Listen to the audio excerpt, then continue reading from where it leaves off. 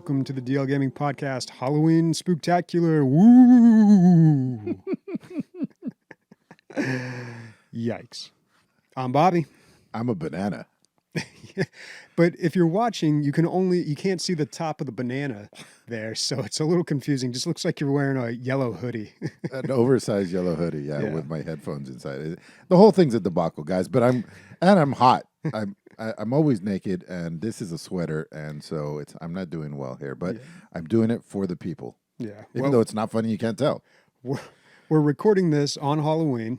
Kind of an early episode for us, 10 o'clock in the morning. So, hopefully you're watching us on Twitch here, but, we probably got a lot of listeners out there, probably in church or something on a Sunday morning. And I know what you're thinking. Well, what was Emilio going to do without drinking? I'm drinking. Having a truly dedicated is what I would say. All right. Well, it's been an exciting week here. Lots of stuff happening, lots of video games. No Nick today, unfortunately. He's got some other stuff going on. Apparently, he had to hang out with his family. It's more important. Priorities. Yeah. He's at DLG Con, guys. Yeah, that's true. We've told that guy. Last night was the fourth time we corrected him that it wasn't this weekend. And he just kept thinking it. So we're planning it. He's like, "Oh, you guys are going to do the podcast from DLG Con? How's it going over there?" We're like, "What is wrong with you, dude?" And he wasn't kidding. It would have been kind of funny if he was kidding. No. Now I'm kind of worried. He's got other things on his mind. Yeah. But DLG Con is going to be next week. So our next episode, we're going to be recording it live from there. And it's not going to be like our usual episode. We're just going to check in, say hi to some of the listeners, get them on the mic, and keep it kind of short because usually it's a mess. Yeah, and we might have we haven't decided whether or not we're going to do it, but we might do like a fly on the wall kind of live stream. Mm-hmm. Yeah, we might have a camera up. We're going to be doing a lot of tabletop gaming. Emilio, you're bringing your computer out, so we'll be setting that up, and maybe we can, get some real gaming. Unfortunately, Deep Rock Galactic, the big update, comes out on the 5th, the day that I'm driving out there. So, I'm going to have to hold off on that for a little while, but it's worth it for DLG Con. When you said I'm going to have to, for 1 second, I was like, I thought you were going to say step off of DLG Con. Sorry, guys. Priorities here. Priorities. So Deep Rock Galactic, DLG Con, then family. I got my priorities straight. Yeah. Here. Why do you think we've been around for 8 years? Because we put DLG first after DRG. All right. Well, let's talk about some games that are coming out. The first one I want to talk about is Ziggurat 2, and I had no idea there was a sequel to this game. We've talked about Ziggurat 2, dude. I've played it. Okay. And we talked, but it was a long time ago. It must have been because I've forgotten about it. When I saw this, I was like, oh, yeah, they were making a sequel, but I don't remember us talking about it. The first Ziggurat game, it is a first-person shooter roguelike. A lot of those popped up, a couple years ago, and a lot of them are pretty good, too. There was Ziggurat, the Mummy one, like in what was that? Something of Time, Sands of Time? No, it was like something of the undead. God, I can't remember. I know exactly what you're talking about. It was 2 words. Oh, it was like something Immortal Redneck. That's what it was. Oh, the Immortal Redneck, which kind of a strange name. But these games are actually pretty fun, and I really enjoyed Ziggurat. I always meant to go back to it and just kind of, because you don't really beat these games. There's so much to unlock, and like every playthrough is different. I always meant to play this a little bit more, but now it looks like I can just skip right on to the sequel. Judging from everything that they've released, it looks like it's going to be more of the same. Which is good. Mm-hmm. Better graphics, more action. Yeah. Outdoor environments, that they have that in the first one. But I guess not the selling point, but one of the bigger things here, it's like a shooter, but there's no guns. It's all magic based. Yeah. So you have wands and books, and you're shooting spells. So that opens up a lot more options for like what you could do. You have like tons of different things you shoot, but it's very gun-like. Mm-hmm. Yeah, it's still like projectile based. Yeah. It really reminds me of Hexen in a way, just seeing like the wands and the spells being cast out there. I don't know if anyone remembers that old game from the 90s. But this game actually is already out. It came out October 28th, not too long ago. Reviews are pretty good, and it's at $22.49 on the price. I feel like the other one was a little bit cheaper, What but an odd number. yeah, $22.49. weird price point. But Just for that, I'm not going to buy it. how much was the first one, or how much is the first one now? If we click on that, because still a solid game. That one is $13.49. Okay, yeah. So Ziggurat 2, check it out. All right, so it's Halloween, but I don't like playing scary games because I'm a little bitch. So I wanted to bring up Little Nightmares 2. I haven't played it, but I beat the first one. I thought it was fantastic. And it was the perfect level of scariness for somebody who doesn't like scary games. It's just creepy. It's a 2D side scroller, beautiful graphics, and extremely creepy. People's limbs are incorrect and proportions are weird and, in ways that just, I don't know. It's unsettling, I guess. It's like a Tim Burton movie, kind of. Yeah, totally. Did you play it, Bob? I did not. Oh, yeah. You should give it a shot. You would be terrified. No. So, Little Nightmares 2 got overwhelmingly positive as well. I believe it's at 95%. And so, just a shout out to people that don't regularly play scary games. This is a good jumping off point. It's like a puzzle platformer, right? Yeah, puzzle platformer. A lot like Inside. Yeah, or Limbo. Limbo, yeah. Yeah, those games. Yeah, no, it looks great. And like everybody has talked up the first one. What's this at? $20. $20. Yeah. Not bad. Mila's out there playing Little Nightmares 1 right now. I put it on for her for Halloween. Oh, cool. Yeah. So I walked out there and she looked at me. Her eyes were wide open. We never, she doesn't watch scary stuff at all. But, she's 9. Like, it's time to introduce the baby stuff. Yeah. So Zap put on The Last Stand on the radar. Last Stand Aftermath. I believe The Last Stand was it's a zombie survival game on Flash, one of those games where you go and play. Oh my God, I totally remember that game. Yeah. I played so much of that. Like back when Flash games were huge, like in the mid 2000s, I played a ton of this game. It was actually a really good Flash game. Dude, I went to the site just to see if I could get some video of the first game. And it was like 12 million people had played on that website on that game. Wow. Yeah, that's a lot, dude. Yeah, this was a big one. So the game itself, the original Last Stand game, was like almost like Plants vs. Zombies, except you were just a guy on the right side of the screen, like shooting down the zombies that came at you, and you would like fortify your defenses, and then you would get new weapons to mow them down. It was a very simple but really well made game. This looks a little different. Like you weren't just fortified on one side of the screen. It's like an isometric run around, shoot people kind of action game. Yeah, but it does have survival in it. I saw things of like people getting recipes and stuff like that. So I think there's a survival aspect to it as well. But it looks good. I like that isometric look, twin stick shooter type thing, and it has a roguelite parts of it. So I think you roll a character and you get whatever stats, and then you play again and you get a different character with different stats and different abilities. Like one was an herbalist or whatever. It sounds a little bit like Project Zomboid, just a little bit. If shit went down, like I have zero skills to fucking I'm not an herbalist. I'm not like a weaponsmith. Dude, that's like everybody though in the modern world, dude. Like we would be screwed if there was a zombie apocalypse because everyone's like a project manager or some like title that doesn't really mean they do anything. Yeah.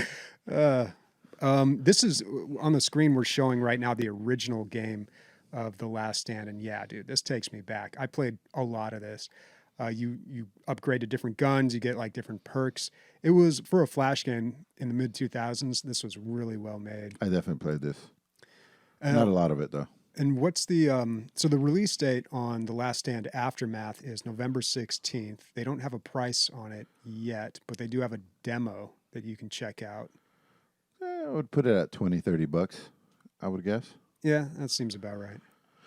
The last thing I'm putting on here is the one shot. It's a peripheral. I don't know what to call it. It's a gun. I don't know if I like it or dislike it. It seems like a total gimmick.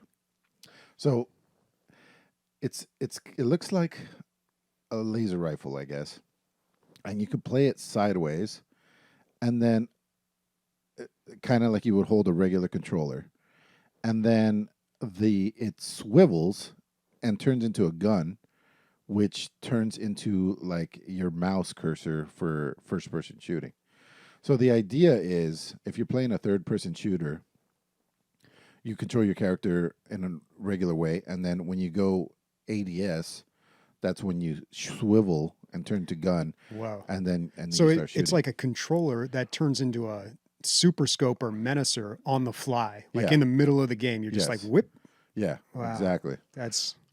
I don't know what it seems a little gimmicky. Yeah, I don't know, but I don't know. It's kind of cool. I think I think it's kind of cool. I like the look of it. It looks like it feels like it's not a cheap piece of plastic. I don't know what to think of it. I mean, it would be, I would say, for a first person game for sure.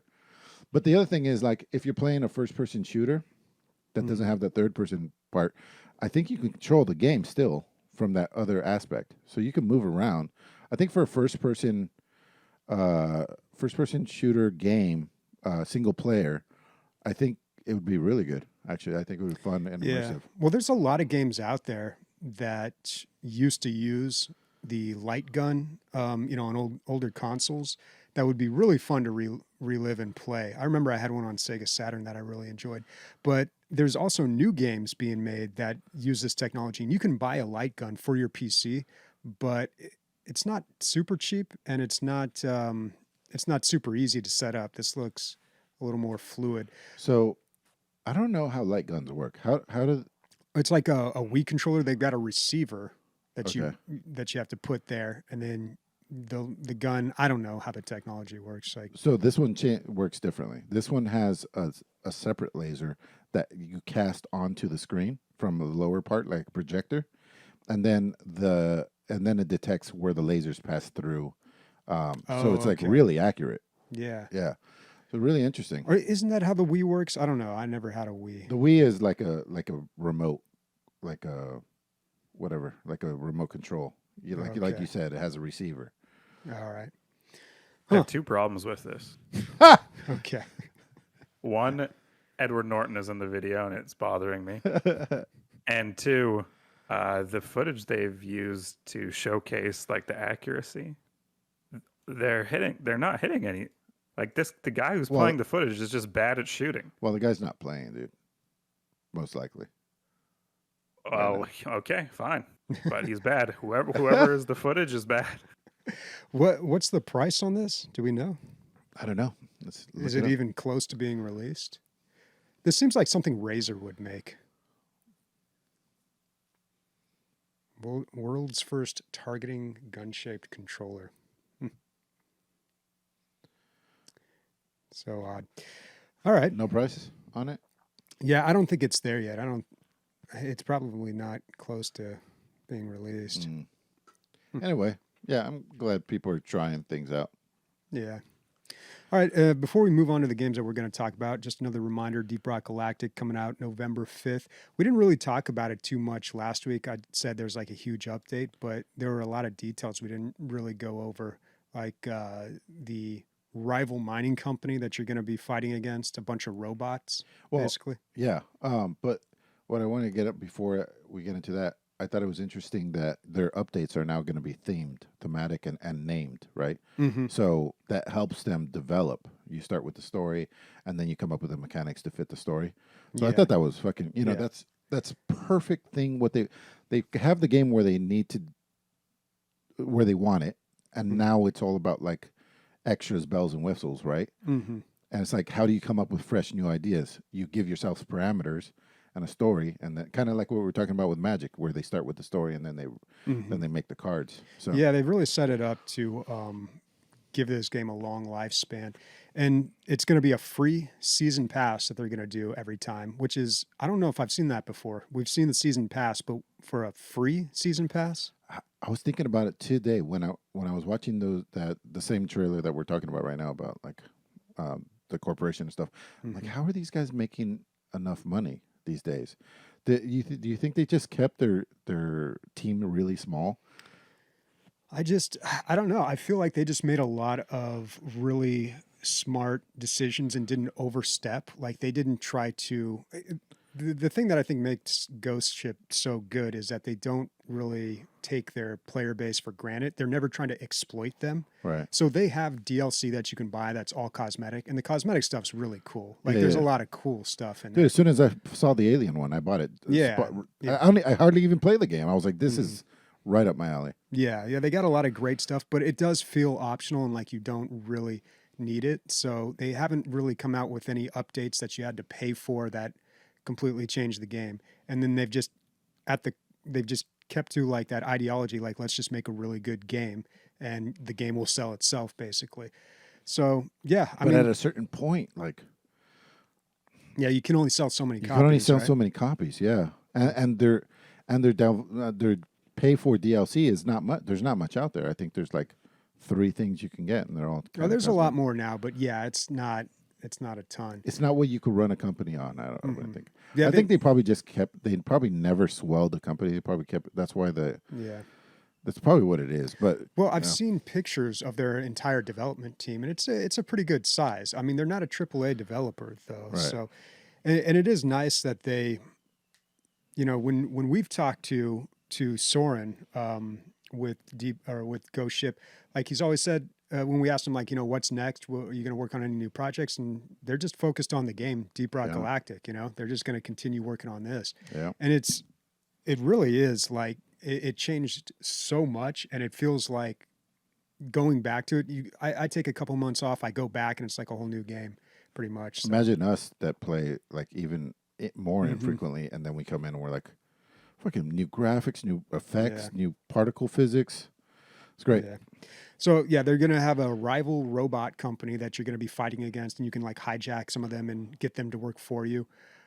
There's also going to be like any season pass, you unlock things the more you play, which is going to be really nice because I love playing the game, and unlocking the stuff is nice, but I'm kind of at the point where there's not really any goals to achieve. So to have like a fresh new set of goals and something to work at will be kind of nice. They have the daily or the weeklies, which is all right, but then you do it one day and you're just like, all right, pretty much nothing else to do now for a week. So I feel like the game's going to be able to bring people back more consistently.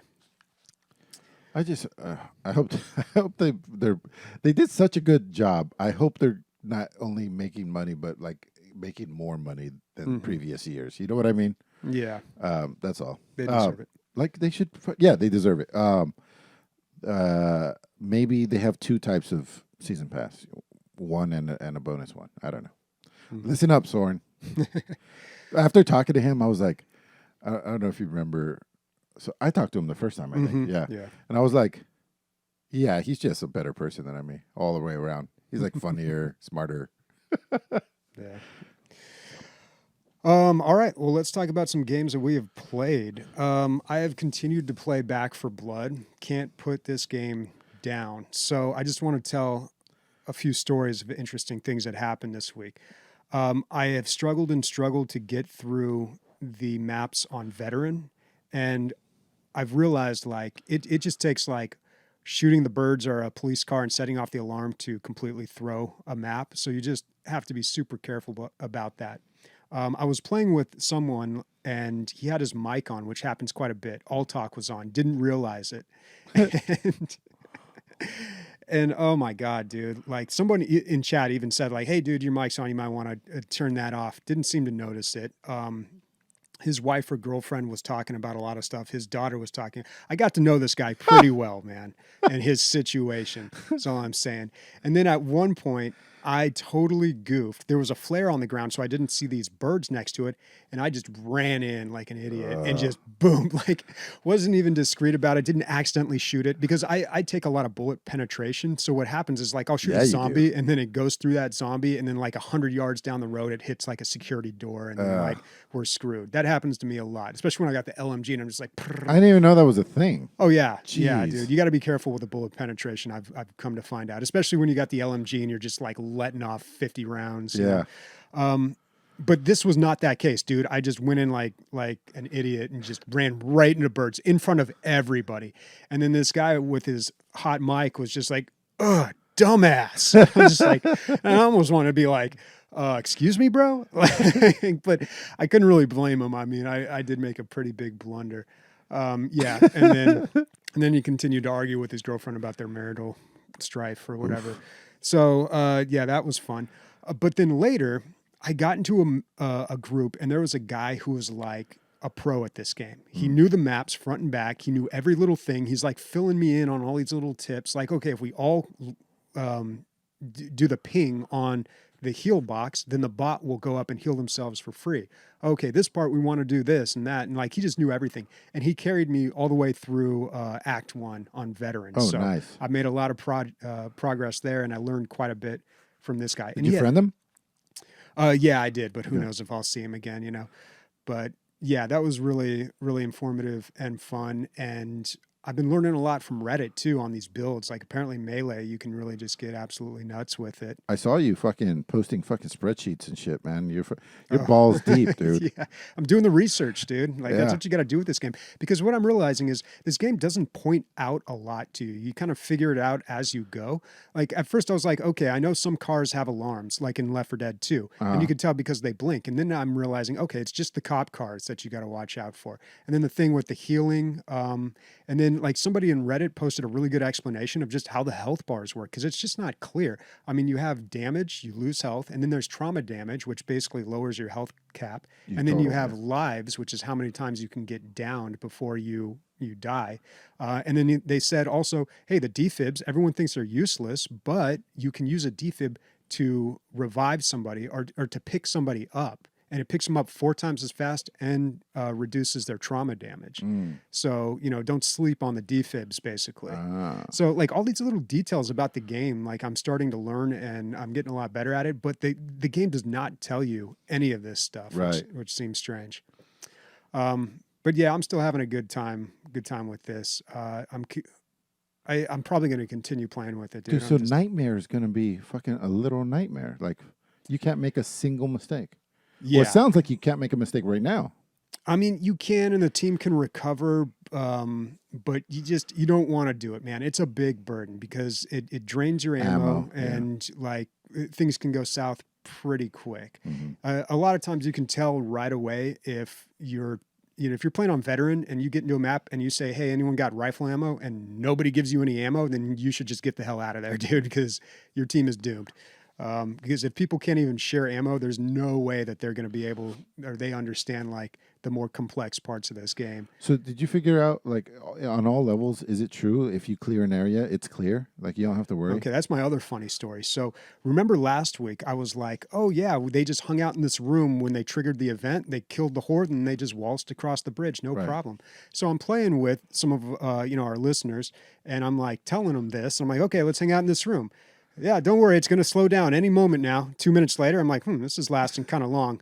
5 minutes into it, I'm like, all right, guys, maybe I was wrong here because I don't seem to be slowing down. I think we should just run for it. So I'm not sure. But yeah, it does seem to be more like that, where you clear an area and then they don't come back unless you trigger the birds or a security door or something. But yeah, still having a good time with Back 4 Blood. Nice, man. I'm glad you're liking it. So where am I at here? Oh, so I finished Life is Strange episode 1. I was almost at the end last time I talked about this game, and so I'm gonna load up part 2, and it's like, hey, you should really go play The Awesome Adventures of Captain Spirit first. It's a free game that we made.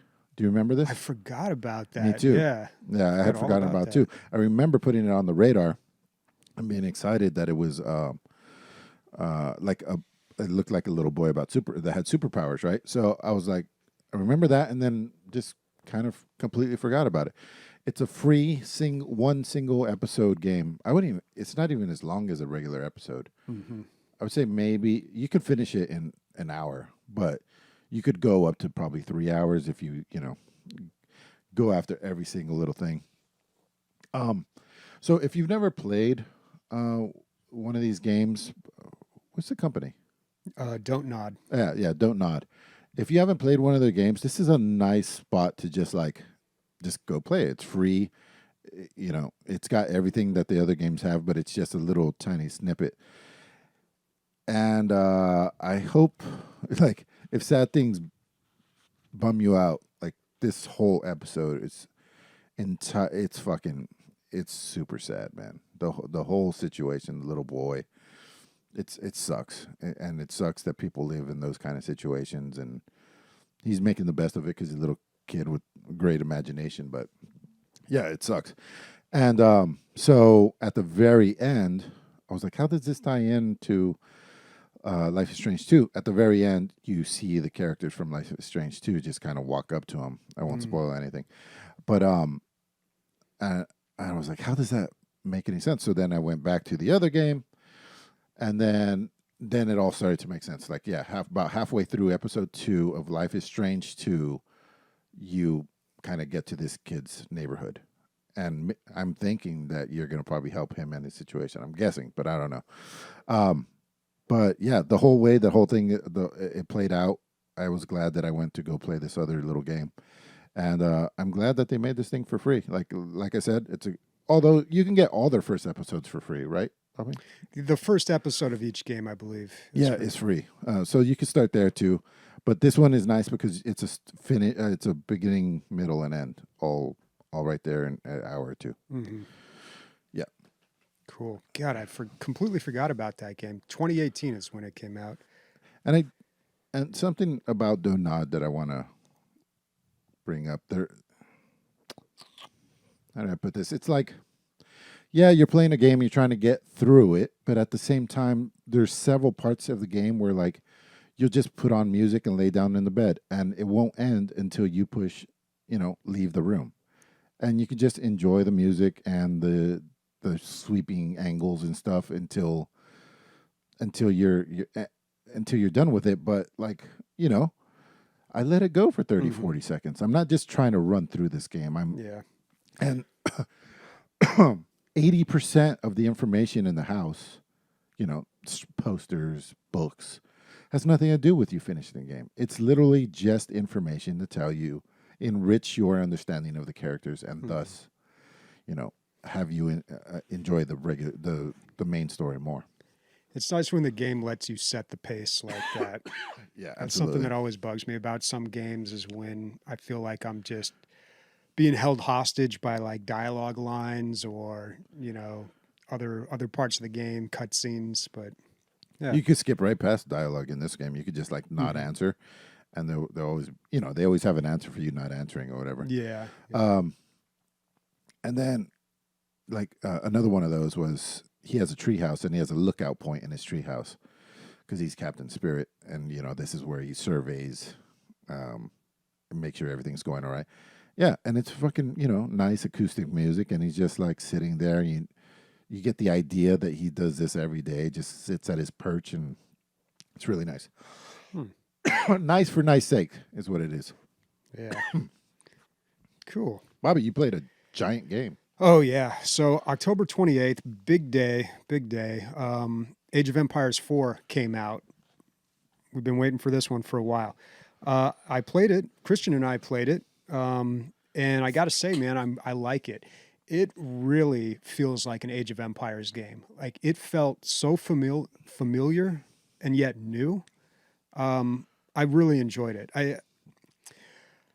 I was kind of surprised they didn't have as many races as they did, but I imagine those will come in later DLC. And my computer was struggling. I turned up all the graphics. And I could tell when I was doing the edge panning, my computer was struggling a little bit with that. But it looks very beautiful. The gameplay is just like what I remember from Age of Empires games. and they've changed like a few little things, but they've really kept the spirit of the game intact. What's really cool is when you upgrade. Now you upgrade your civilization, you make the jump to like level 2 basically, and you get more different kinds of units and buildings and stuff that you can build.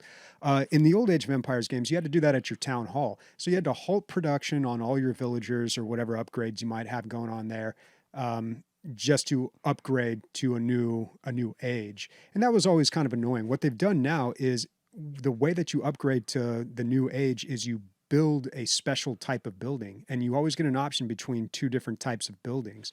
So one may be like something that reduces the cost of these types of units or something. Another one may be one that I don't know, affects like your farms or something like that. So you can kind of as you level up, you can branch off into like these different paths depending on how you want to play. And of course you can do that with the talents and upgrades that you choose at the buildings as well. But I really like this game. I like the UI. They kept it pretty simple and straightforward.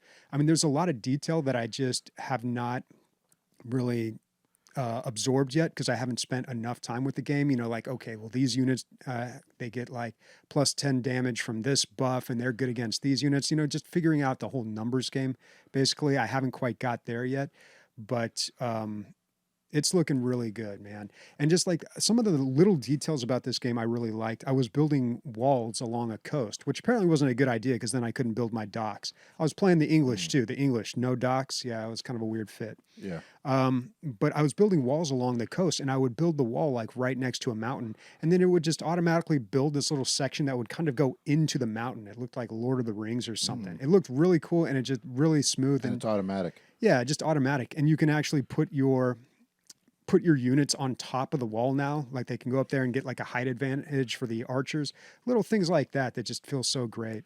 I played the French, of course, and I was like, all right, let's see if they actually speak real French here. And sure enough, they do. Like I could understand some of the things they were saying. And I know we talked about this with Age of Empires too, because I played the Turks constantly, just rush Janissaries. In Warcraft 3... Are they in this game, the Turks? No, but you can get cannon units. Oh, okay. There's not the Turks, but there is someone from there, like Delhi and Abbasid. I can't remember, but from that area. But what was interesting, I was talking to Christian about this when we were playing. I rush riflemen in Warcraft 3, and then I spam Janissaries in Age of Empires 2. Apparently, like I never noticed that pattern before. But are you a Zerg player too? No, I don't play Zerg. No, okay. No, I play human in Warcraft 3, but apparently I just always go for like the ranged, rush, but not rush. Yeah, the ranged, but not the archery one. It's got to be like bullets. So yeah, it's actually legally it's called ranged cheese. That's like your strategies usually. Yeah. Chris, is there anything you want to add? No, we recreated Saving Private Ryan, and it was super super fun. The game is awesome. This is everything you could have wanted, right, guys? Yeah, it's great. It's on Game Pass for free too. The situation he's talking about. So on our second game, we were playing co-op, and we were against a computer player on intermediate level and one on the step up from that, just to make it a little more difficult. And this guy kept building wonders. So there's 3 win conditions in this game, and you can change this, of course. Sorry, are you playing 2v2? 2v2, okay. Yeah.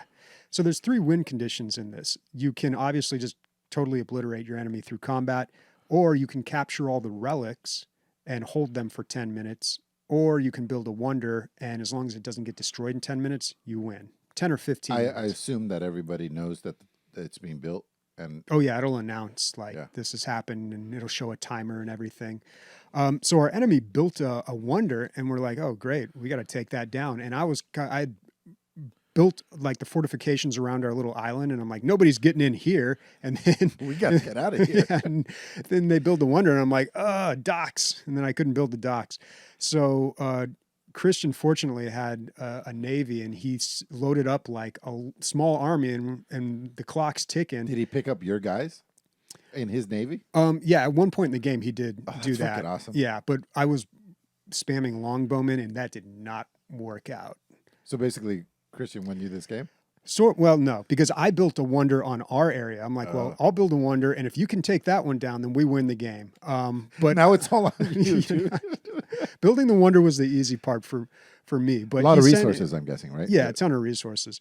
But he sent his troops in there, and they just got mowed down. But these two little giant cannons snuck in through the back and just got through and just managed to take down this wonder. Just the two of them. Damn. It was quite a sight to behold. Left on the clock, dude. It was. Yeah, tight. it was. Yeah, the time was ticking down, man. You just called them Little Giant.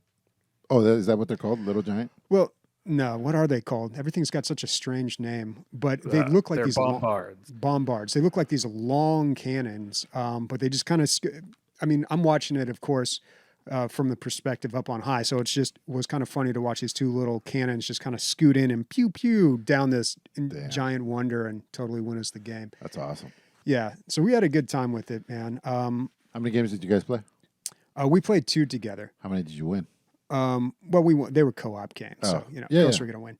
Yeah, of course you're gonna win. Of course. You're playing against other people, right? No, we're playing co-op against the AI. Oh, yeah. Gotcha. Yeah, we should do some verses though. That'd be cool. Although I don't know, man. We played some verses, some 2v2s in Warcraft 3, and that didn't go well for us. Is Christian a better like RTS player than he is all the other video games? Because he's not very good at anything else. He's a little bit better. Yeah, I would imagine. Yeah. I mean, that's all he plays. Christian, right? you want to weigh in on this? I'm like a pro at every game actually. So. Yeah. I mean, you've probably played as much Age of Empires as me, I'm guessing. Like this. Me, no. Oh, Zero. Well, Christian, you have. Yeah, I've played a lot of Age of Empires, and this is so familiar. It's really similar to Age of Empires too. I mean, funny story. My first paycheck that I ever made, like the first time I ever had a job, which was a terrible job, like going out trying to sell newspapers door to door. First paycheck I ever made was like $60. I spent it on Age of Empires 2 and just played the hell out of that game for long. And you earned it yourself, dude. It makes it exactly. Like the first money I ever earned, I spent on Age of Empires 2. Best money I ever spent. My first check ever. For some reason, they don't pay you the first week. So it was 2 weeks in one check. And I got something like $260, dude. I thought I was like going to move out of my house. Like, I was like, oh, yeah, I'm so rich. Like, you're just, it's insane. You're like, God, dude, being an adult's easy. Learn about taxes. Oh, yeah, because I had done the math. I was like, I worked this many hours at this rate. I'm going to get like $600 or whatever it was. Oh, and then life beats you down progressively over the years. But yeah, dude, Age of Empires 4, totally recommend it. It's $60 on Steam, which is wild. It's so crazy to see like a game for $60 on Steam and then free on Game Pass. It's almost like Game Pass is a good thing, Bobby, that we should all have. That's what I've been hearing. So, speaking about Game Pass, so a former PC gamer was at my house last night. He brought the kids over, and we were like hanging out and stuff. And so I was showing him modern PC gaming. And I was like, dude, it's all about Game Pass. You don't have to fucking play, if you're a casual player anymore, you don't have to buy all this stuff. So I'm showing it to him, and he's like, oh yeah, like what has the best graphics? And I'm like, well, what I have installed right now is probably Cyberpunk. So I showed him that, and he's like, wow, that's incredible, blah blah blah. And then he's like, I was like, but I still think Star Wars Battlefront. Anyway, telling a long story just to get to this point. I saw Star Wars Jedi Fallen Order. I'm like, oh, I'm going to install this. So I always complain about, like, I don't know how to start Game Pass, right?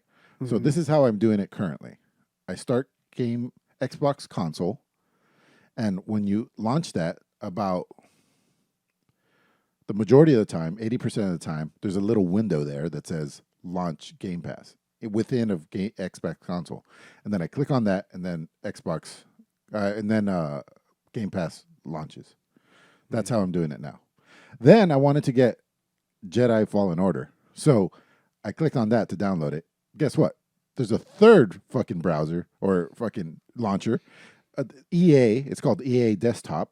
Oh, okay. That launches within fucking Game Pass, which is launching within the Xbox console. Yeah. Your launchers are launching launchers. Oh, jeez, dude. It was launcher Inception. Yeah. And it fucking Launchception. yeah, it was terrible. Yeah, dude, I forgot about that EA desktop, and it has to be EA desktop. It can't be the Origin launcher or something. It's got to be the new one. Yep. Yeah, that's annoying, but good game though, man. I got to go back and play Jedi Order or Jedi Fallen Order. I haven't installed it. It'll probably just sit there forever. I got to finish it. I actually made it pretty far into that game. I noticed with Xbox Game Pass, so they have the ultimate version and the basic version or whatever. Now, the basic version is what I happen to have right now until like middle of January or so, until my 3-month trial is up. The ultimate version is what gives you the GeForce Now, like the remote thing. Because I was on my Mac and I was like, man, wouldn't it be cool if I could just load up like any game here? Because I hear everyone talking about that. It's like, you don't need, not at work, but like when I'm at my girlfriend's house, because I'm still in the middle of that flood thing. But there's, I hear everybody talking about how you don't even need to get an RTX 380. You can just play everything on GeForce Now. So I'm like, yeah, let's give this a shot. And then apparently you need the ultimate to be able to do it. Which is $9.99 a month? Or Yeah, I think it might be $14.99 a month, and the basic is $9.99. But I would love to test that out. I know from our listeners, I know Warconius has recommended that and said that works really well for him because he's on the go quite a bit. Yeah. But that just seems incredible that you could just literally load up anything from Xbox Game Pass, no matter what platform you're on. Because the problem I run into on my Mac is that there's still a lot of games that don't run on Mac. Yeah. There's a lot that do, but there's a lot that don't. Yeah. Yeah. I mean, it's not uncommon to just have zero compatibility with Mac. But if you're playing with the whole like Xbox, what do they call that? And it's not GeForce Now. It's their version of that where you can play it remotely, basically. But I forget what it's called. Yeah. My contact is launching a mutant anyway right now. Dude, I'll be right back. Okay.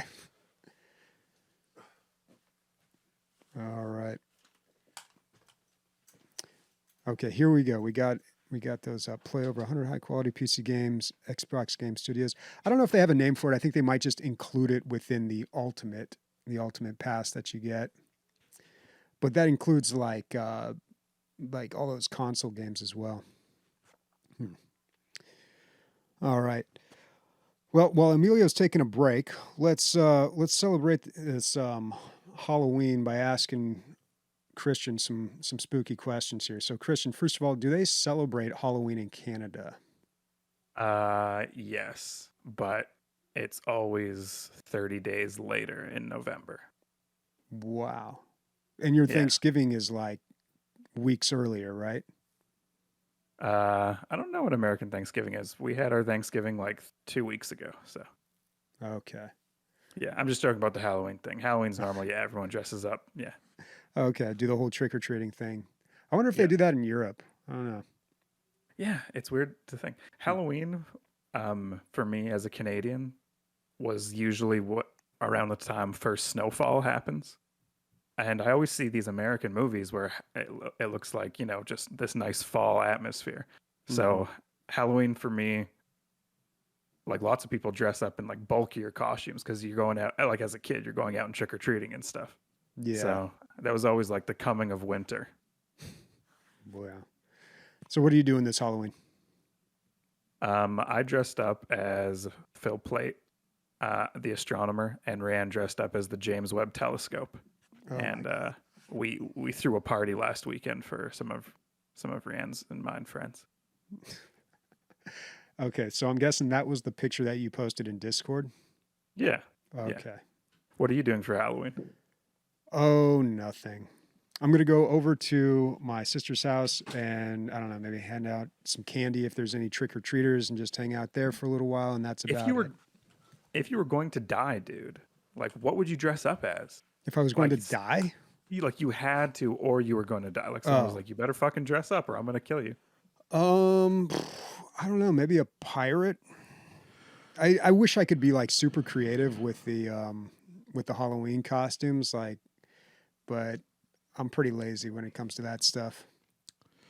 There's costume wearers and then there's not. I feel like there's two camps of people. One is definitely more funner than the other. I'll let you guys figure it out. Yeah. I do want to bring up Day of the Dead. I think I bring it up every year. Since dating Samantha, they're far more Mexican than my family, which is like further north and another generation away from being from Mexico. But they have like 1 foot in, 1 foot out because like half of the family is there still. Mom comes over from Mexico twice a week, which sounds crazy, but it's only 20 minutes away. So Day of the Dead, we do the altar. It's in the front. There's pictures of the recently deceased, fathers, grandparents, stuff like that. And it's super nice. Like, I think everybody should do it. It's just like, remembering. You never think about those people. And then to think of them all together at the same time because there's an altar. Like, oh, yeah, these people are all passed. Sometimes you might think of somebody because something reminds you of that one person. But to remember, everybody and that life is limited and all that stuff all at once. It's nice every day you walk by it and you just think about the dead as a concept, not and also them. Yeah, and it's also more of a I don't know. Sometimes we think about death and dying and the people who've passed on, and we think of it in the context of it being really sad and unfortunate. But I feel like with Day of the Dead, it's more like a remembrance and honoring, and they believe like the spirits come back and like visit you, but it's not like a spooky, scary thing. It's a pleasant thing. So it's almost like a better relationship with death, yeah. which is something that we all face. And it's a little more celebratory. I don't think most people think that the spirits are out there or that alebrijes, which are like spirit creatures. If you've seen Coco, take them to the other side or anything like that. But the tradition is. I think it's healthy, actually, mentally healthy. Yeah, definitely. And I think a lot of people have a general understanding of this through movies like Coco and maybe Corpse Bride or whatever.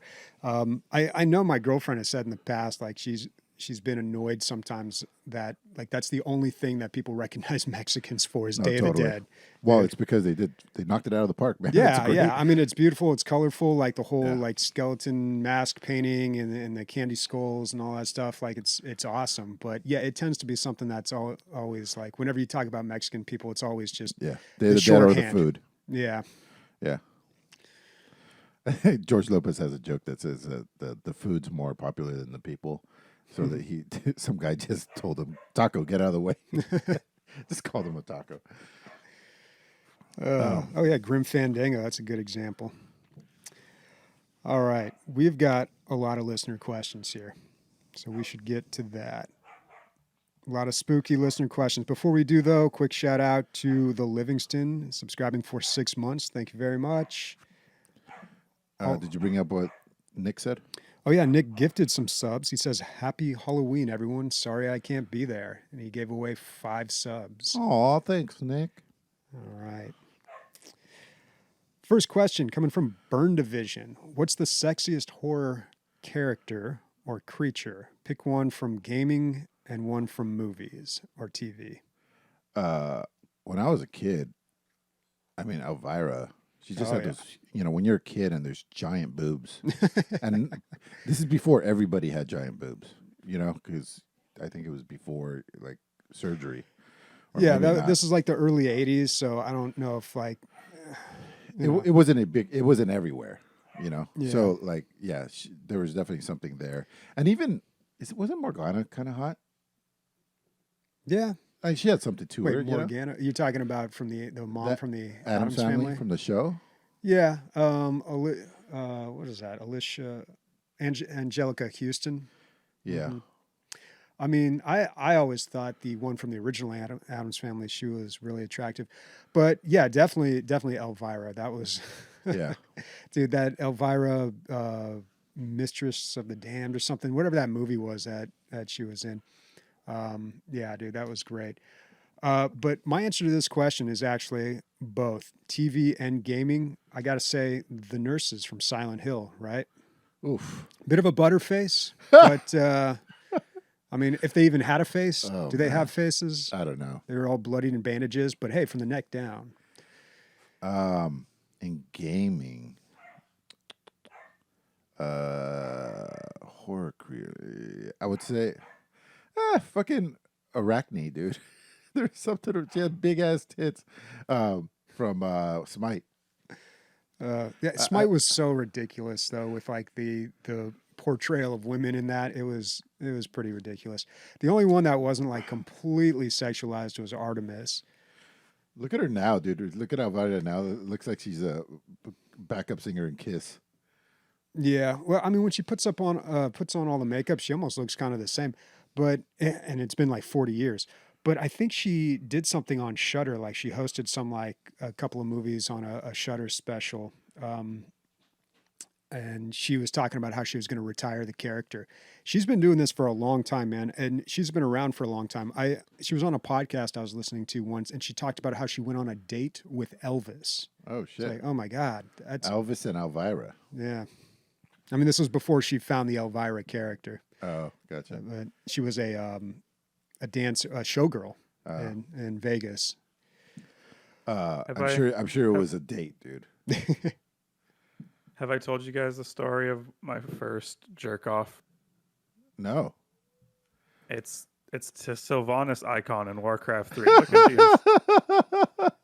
Look at what she's. She doesn't even have a neck, the dude. undead Sylvanas, not the one before or when she was still human. Okay. No, undead's like goth Sylva. I don't know. There's just something about it. It just got me going when I was playing Warcraft 3 as a young. It's amazing that you could get off to that, but that's incredible. I was amazing. I was amazing. I was amazing.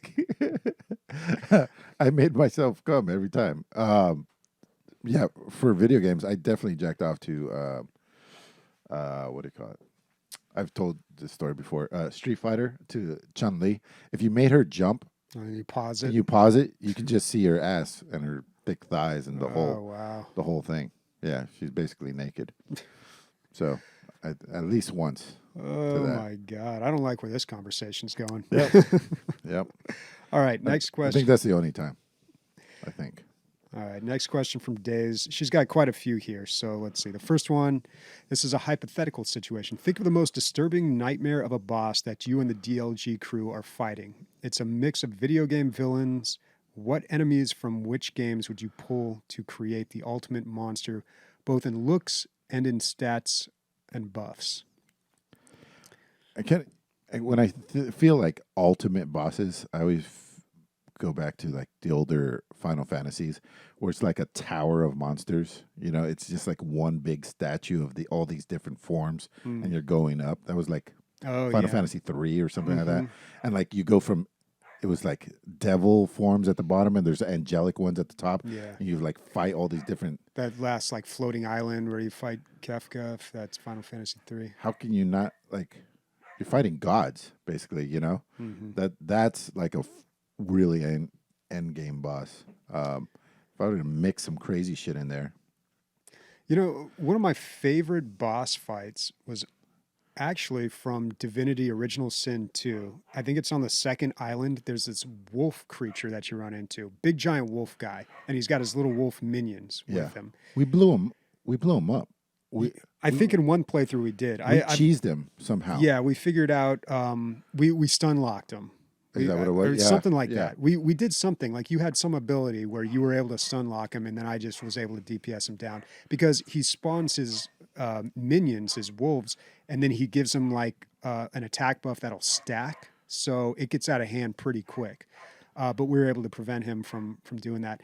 But what was so cool about that was when we were fighting that boss, I remember zooming in and being like, oh my God, he's not just a big wolf. He is like made of tiny little wolves. And there's all these little, I wish I could remember his name so we could look him up here. But he, it's almost like, you know, when you see the ghosts and there's like other ghosts like trying to get at him and you see the face or something, it's like that. Yeah. So he's like this monster of a creature. Just amalgamation of like a mutated wolf. Yeah, wolves. Yeah, I just thought it was like a great character design. Yeah, there he is right there. Like he's got little wolves in him. And it was a well-designed fight too, like a really good fight. But I just thought the design of that character was Incredible. So I don't know. What are we most scared of, Bobby? That we would. What giant thing would we feel like this of? is the end of Ghostbusters, where they're trying to clear their heads and then they conjure the Stay Puft Marshmallow Man. What am I most scared of? See, it's very specific, dude. Like what I'm scared of, like aliens at night, like watching me. Not like alien out in the street in the middle of the day. I'd kick his ass. They're little. You know what I mean? Or at least he'd shoot me in a laser. I wouldn't be scared. It would definitely be creepy. But yeah, maybe the unknown. That's why it's hard to put on there. Yeah, something you couldn't see. Yeah, see that's the whole problem with cosmic horror, right? It's because it's the minute you try to portray it on film or like a visual medium, it immediately loses its horror, because how do you describe the indescribable? Yeah, you know? It's like the something Cthulhu-esque would be terrifying. Just darkness with or the mist. The mist was so scary. Like you don't know what's in. There's tentacles. Every once in a while you see a tentacle or whatever. The unknown. That's the scariest boss, because you don't know how to beat it either. I'm scared of someone you love descending into madness and murdering. Ooh, Jesus Christ, dude. Murdering their family or something. That shit really scares me, because that happens. Not often, but it has happened. My thing with that is all those kind of movies and all those shows, I'm like, it's a person. I'm not scared of people. I can. What if it's like a serial killer though? Because I see what he's saying, because that's like real stuff to be scared of, you know? Just I'm not afraid of people. But it's like someone, imagine if it was your daughter, or maybe, your wife or something. Yeah, I'd uppercut the shit out of them, dude. What the fuck? I'm not scared of them. That's how you handle crazy people. Yeah, uppercuts. Yep. Problem with mental health? Pow! Crazy lunatic people only have one move. They have the knife and they lunge. You just sidestep, uppercut, dude. It's done. Got it all figured out. Okay, Days also asks, what kind of role would you cast each other in your band of protagonists? So if we're fighting this group battle here. Oh, okay, got it. Well, Bobby's obviously I always think about this. It's weird how often I think about this. One episode, it's because I was driving my truck and I had my trailer, and so it was it's a big vehicle. It's I don't know, 25 feet long altogether, and it was all full of stuff. And then Minnie was helping me out at work at the time, and so he had his motorcycle, and he's driving all around me, and I got the truck and he's got the car, and then I brought up, I was like, dude, what if we were all going to a mission? What vehicles? Bobby's like, I'm in a gyrocopter for sure. I'm like, I always picture Bobby in a gyrocopter. I don't even know what it's like, a mini helicopter, right? Yeah. It's basically what it is. With the goggles that we were talking about last week. Yeah, exactly. I don't know what we said she would be driving, but I would definitely put Bobby in the engineer position, like the gadgeteer. I don't know. Yeah. What do you think? Who's the guy in the helicopter in Hawaii Five-0? The black guy? I think so, yeah. I don't remember. All right. Well, I'm definitely in the air somehow. I'm Ariel. Ariel dropping bombs? Yeah. I don't know. If you go with the standard RPG, I feel like I'd be the wizard guy probably. Mm-hmm. And then I don't know. You do so well at tanking though. I always play tanks, but I just feel like that's not really my personality. Mm-hmm. So I don't know. Okay, dwarf paladin. It's fine. Yeah. Yeah, I'd probably tank. All right. Do you believe I do? I make a good wall. Great at getting in the way. Yeah. Do you believe in any superstition or tales such as the Wendigo, Chewbacca, Slenderman, or the Babadook? I think that it's creepy out when you're in the woods, man, and you're looking out for things all the time. And I think legends start when people are hungry and they've been out there for a while, and it starts playing tricks on them. Or, you spend your whole life in the woods like Native Americans did. Eventually, you're going to see some shit. Who knows if it was a hallucination or what? It was weird. But I won't 100% exclude the possibility of Bigfoot. I always think this is what the way I see it.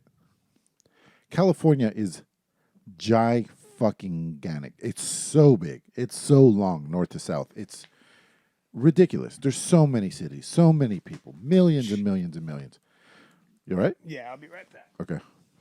And if Bobby's leaving, I can get really deep into my Bigfoot talk.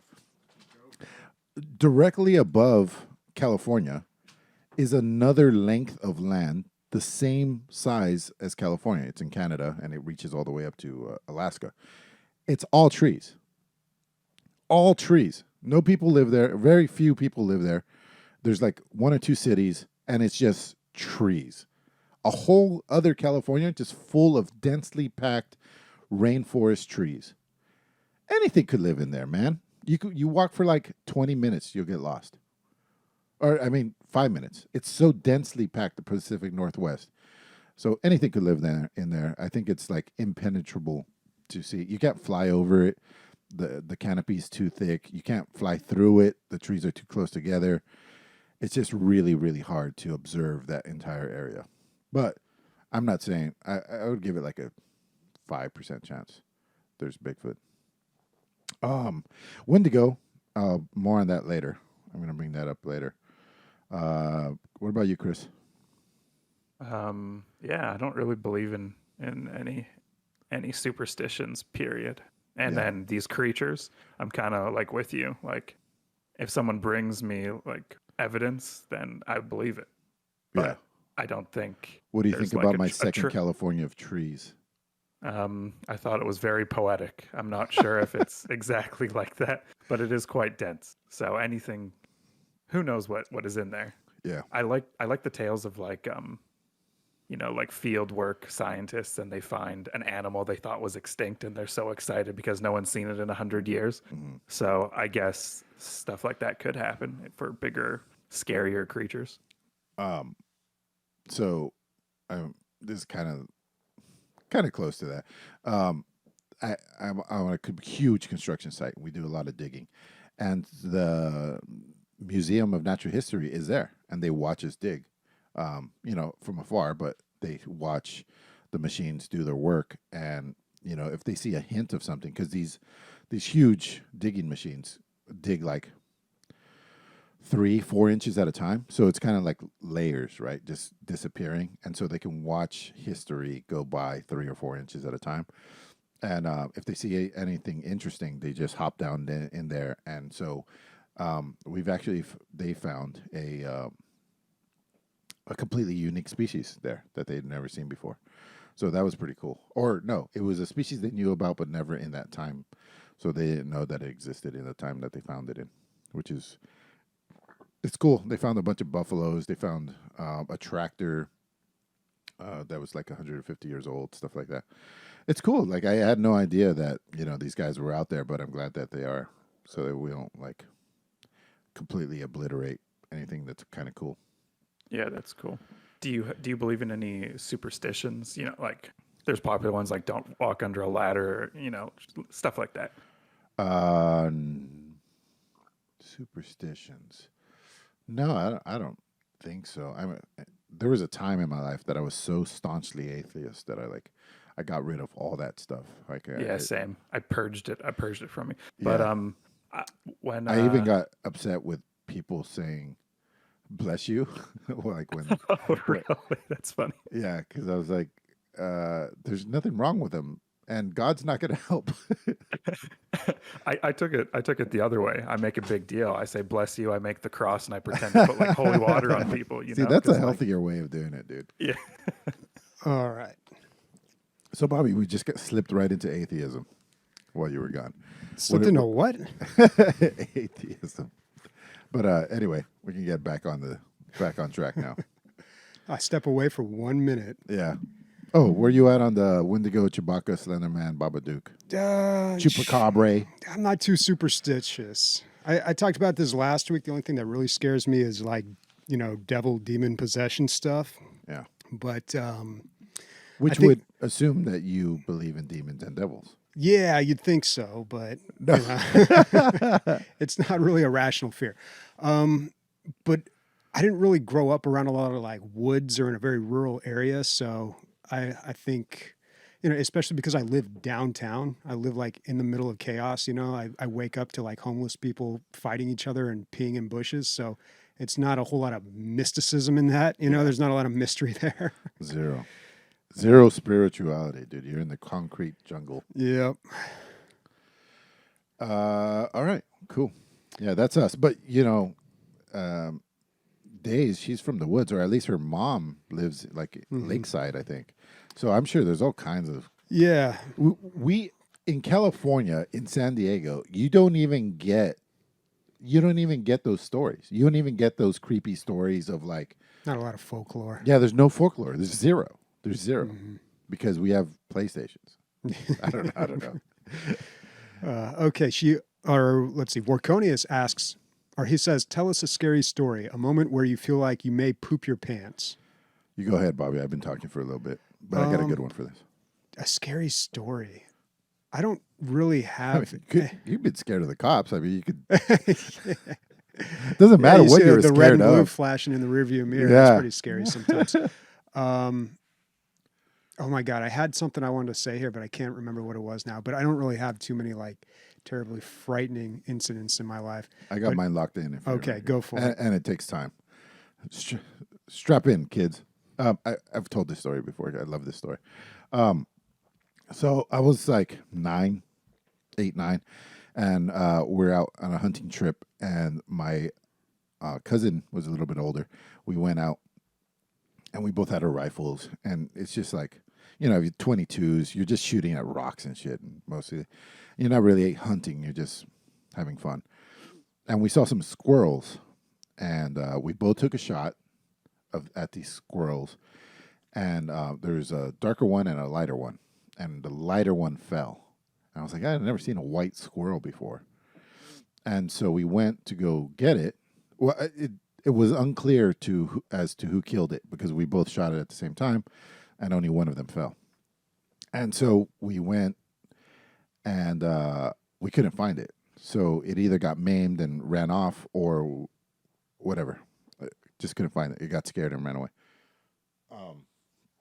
So that night, we're at the campfire, and old Uncle Joe decides that's the night to fucking tell the story of the Wendigo, the protector of the forest, who is half man and half moose, and comes and gets you if you kill something and you don't eat it, which is exactly what I had done that day. And so I'm kind of creeped out, but I'm not like losing my shit. It's just, I don't believe in monsters. I'm 9. Like, I'm okay.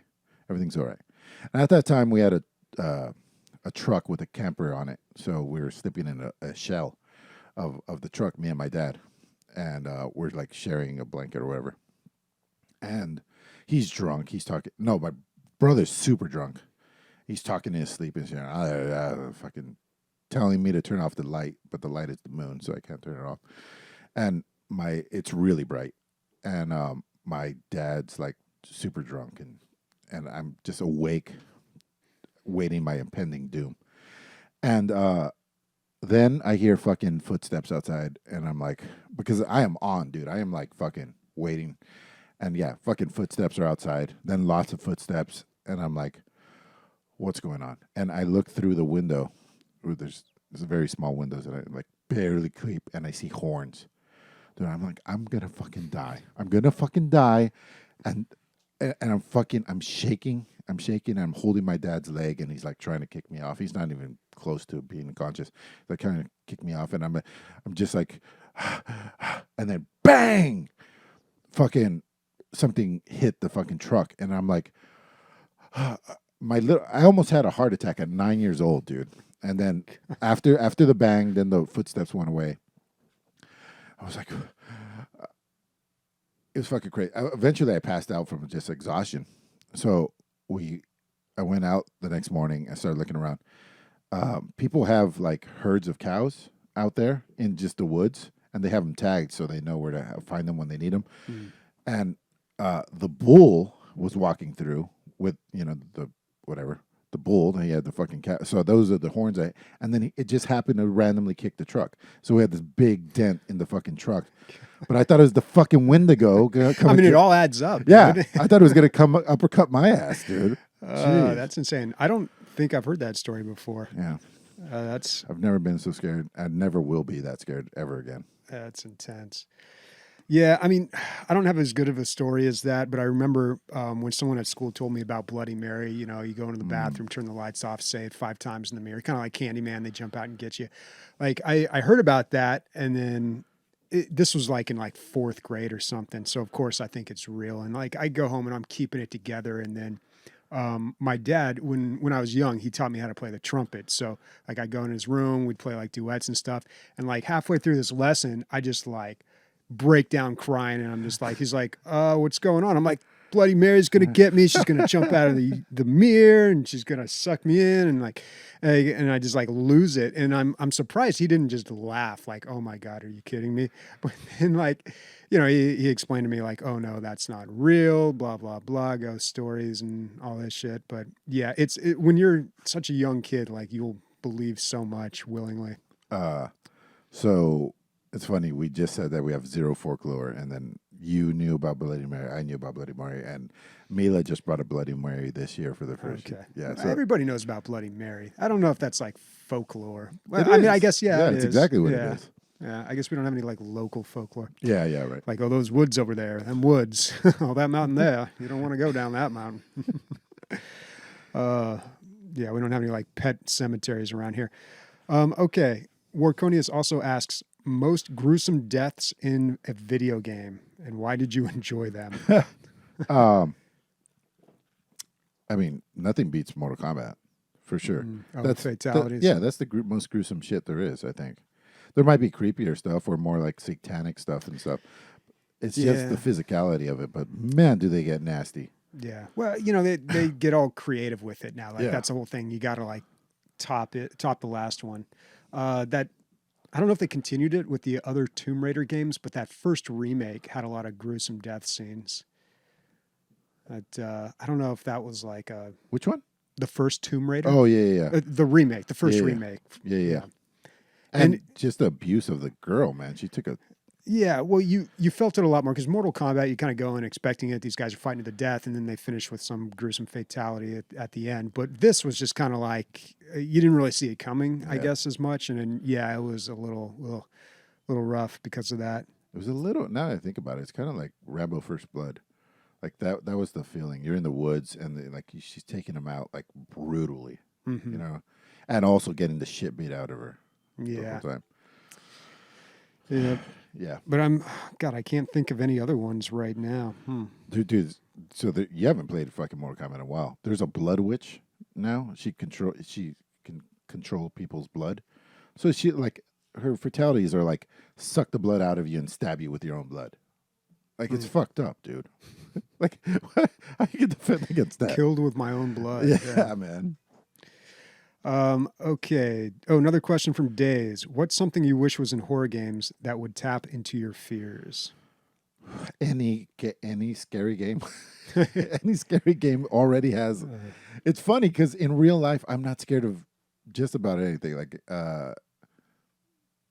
like I'm scared of not being able to pay my bills. That's what I'm scared of. Those adult fears. Yeah. Yeah, I don't know. I've talked about this before, but I'm so sick of the run and hide games. And then we talked about it a little earlier where like Cosmic Horror is really cool, but it doesn't seem to work in any medium except print. You know, it's really hard to do it on film. It's really hard to do it in games. There's been a bunch of Cthulhu like Cosmic Horror games, but they never quite capture it too well. Yeah. And, you know, they just throw like the Cthulhu monster or like, you know, whatever H.P. Lovecraft monster into games just kind of as a decorative thing almost, but it's really hard to kind of capture that. I don't know. Bobby, have you heard of Lovecraft County on HBO? Oh yeah, I have heard of that. Yeah, I watched the first episode. It was great, and then I never went back. Yeah. Anything else we want to, Christian, you got anything that you want to see in games? Anything super spooky? Nah, I never really play horror games. So I got little nightmares, dude. Play it off my account. Aren't we connected? We should be connected. We should connect up. It stopped working for me the other day. For some reason, it just said not available. I don't know what's going on with that. I still have yours.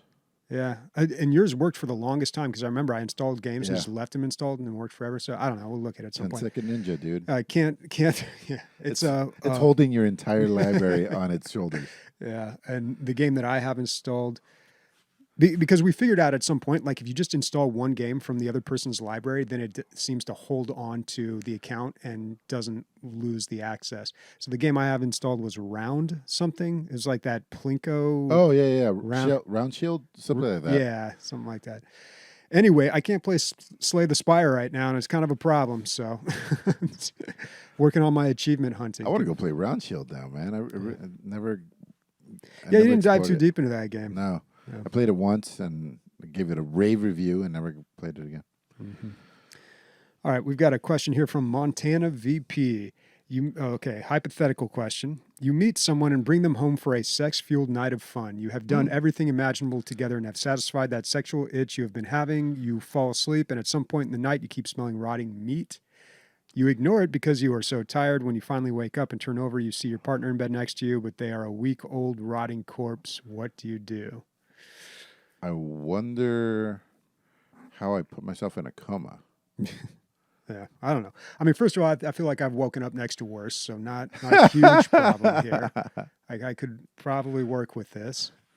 But it sounded like I met a zombie, dude, is what happened. And I brought her, I brought it back for fun. You'll find, yeah. I'd be scared that I did something. Ooh. You know, like I went crazy or took too much drugs or was so drunk, and then like I'm just waking up and like, oh shit, did I do this? Like, you know, Christian, I kind of blame you for this question because in Discord, people were putting their Halloween questions, and you're just like, this isn't good enough, guys. We need something more dark. And then someone went a little overboard here. Yeah. This is good. I don't actually know what I would do if I woke up and there was a running. I would probably call I would start running. Cops. No, you'd call the cops on yourself? Are you crazy, dude? You got to get that wood chipper. You fucking Canadians. Dude. Yeah. They have no idea. Yeah. This kind of reminds me of a movie. If you're looking for a good scary movie, there's a new movie out called Titane. It's a French movie by this director who makes really interesting films, but one of her earlier films from 2016 is called Raw, and I highly recommend that. It's one of my favorite French movies, but it's definitely not for everybody. It's pretty children. Gnarly. No, absolutely not. But there's a scene in there that kind of reminds me of this. Hey, there's a question for me. I don't know why you asked. Oh, I guess because Bobby doesn't go trick-or-treating. Emilio, do you trick-or-treat in your neighborhood or do you go to richer neighborhoods? And this is from the Livingston. Yeah. I towards the end of my own trick-or-treating days, we figured out that the richer neighborhoods were where to go, full candy bars and whatnot. Mm-hmm. But now I'm lucky enough to be in like a pretty nice neighborhood. So you are the rich neighborhood. Yeah, we are the rich neighborhood. Yeah, I don't deserve it. Like this is not my house, but like we're in the rich neighborhood. So we get these peasants coming through, and I'm like, ooh, pull out the peasant bag. We have 2 bags. The little Tootsie Rolls. They get the little Tootsie Rolls. Hey babe, we got some handmade costumes. Give them marshmallows. 1 marshmallow each on a toothpick. But this is kind of funny how this played out. We don't talk to our neighbors as much as we do. We talk to like maybe one. That one told us that the rest of them are having a block party. So I just happened to have one of their phone numbers that in passing. So I called him. I was like, "Hey man, are you guys having a block party?" He's like, "Yeah, like last year."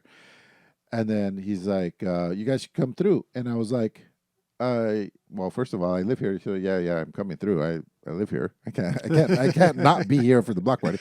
But I was like, what do you guys think about a bouncy house? And he's like, oh, that would be great.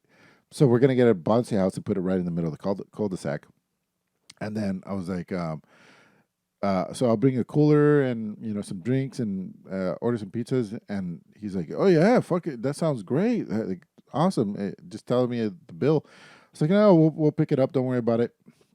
And then I realized, like, not only did I invite myself to this party, I basically took over. You're now the party planning committee. Yeah. Look in my eyes. I'm the captain now. Oh my God. Dude, suburban life is crazy. I kind of miss it, man. Yeah. It's like king of the hill out here. Like you could go out there and just drink beer with the neighbors. Yeah. And, yep. For sure. Yep. Oh, man. Hey, man, I think it was a good one. Maybe we should fire Nick. He's weighing us down. I don't know. I guess you'll know after tonight if you see any cool costumes, but working out of school, I always see there's always a day where the kids come to school dressed up, but didn't see really any amazing ones. Although one kid came to school dressed as Garfield.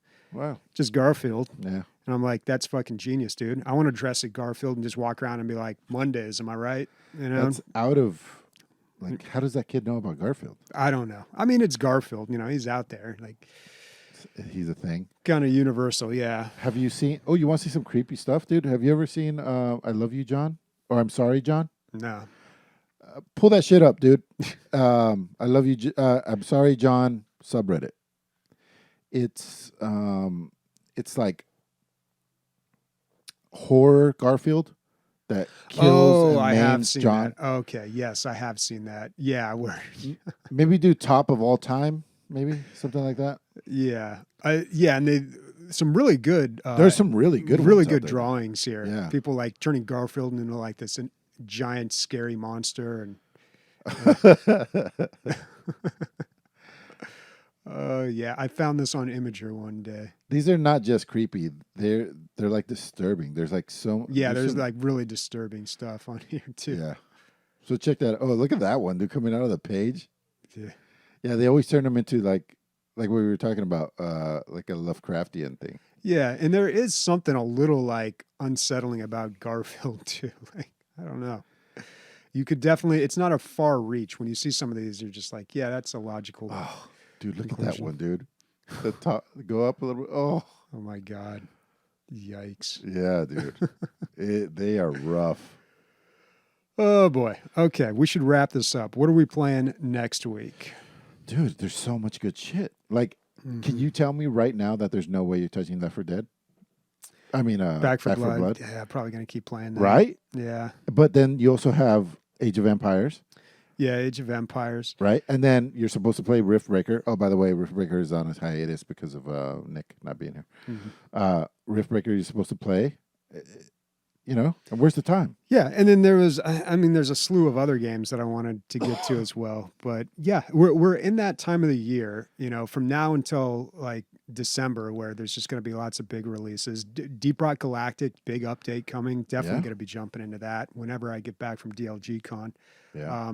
So yeah, we won't be talking about games too much next week, but our gaming conventions get in the way of our gaming, Bobby. Yeah. Yeah. Well, at least next week, see, we don't have to talk about games because we're going to be talking about DLG Con. So we're kind of off the hook for a week. Yeah. We're going to pass next week. All right, Christian, you got to get off this website, dude. This is like too much for me right now. It's a lot, dude. It's 11 in the morning on a Sunday. I should be in church right now. All right. Speaking for Bobby, Chris, and myself, Monsters Garfield Tits. Bye. Well, that's on that subreddit. Is this for this TV? Yeah. Oh. Did I just never use it? No, I use it all the time when I turn stuff on. I usually keep it right there, though. Yeah. Got all sorts of stuff. Because Mila's been looking. She has a TCL, and hers has been missing. Oh.